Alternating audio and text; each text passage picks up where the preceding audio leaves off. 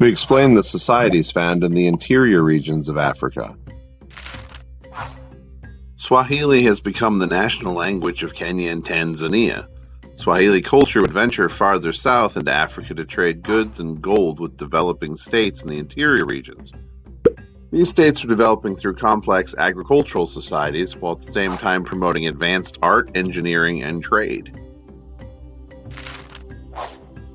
Later, Europeans, when they arrived, would be amazed that these states developed without a system of writing. The growth of these states took place through oral tradition and oral instruction. They organized their lives around various forms of agriculture, iron-making, herding, and artistic endeavors. The people of these societies made their lives in the forests and plains of Central and South Africa. Several of these independent artistic societies grew up in the rainforest underneath the Sahel in Nigeria. For instance, the Yoruba people were skilled in making terracotta, wood, and ivory art.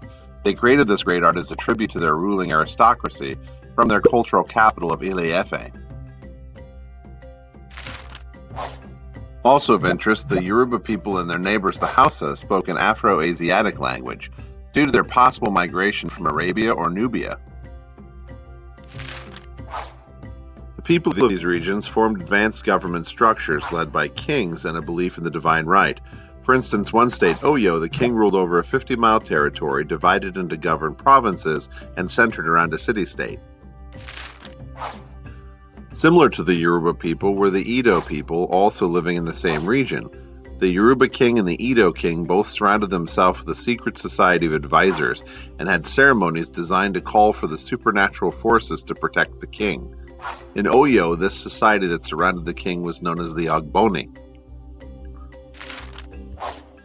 The Edo people lived in the large city-states of Benin and were ruled by their king, also known as the Oba.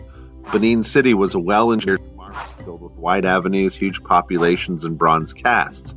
These casts, also done in ivory, were created to signify the power of the ruling elite. Benin also saw the majesty in all humanity and refused to participate in any form of slavery. Benin flourished under Iwari the Great and expanded to the sea near Lagos.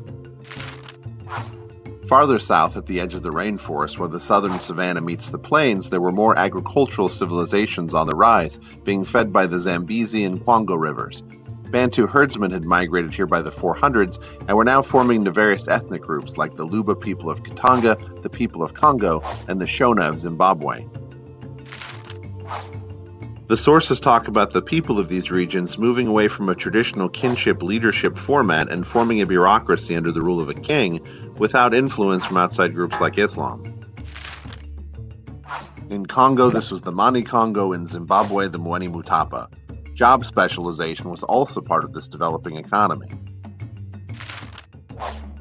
Although agriculture was the central focus, many individuals found themselves in the industries of weaving, pottery, blacksmithing, carving, hunting trade, developing palm oil, and forest clearing. Building projects were being done out of cut stone and mortar. One of the most notable building projects is in Zimbabwe, an 800-foot oval space lined with 32-foot high, 17-foot wide brick walls known as the Great Enclosure. Trade tended to be done locally, and also possibly at the Arab cities of the East Coast.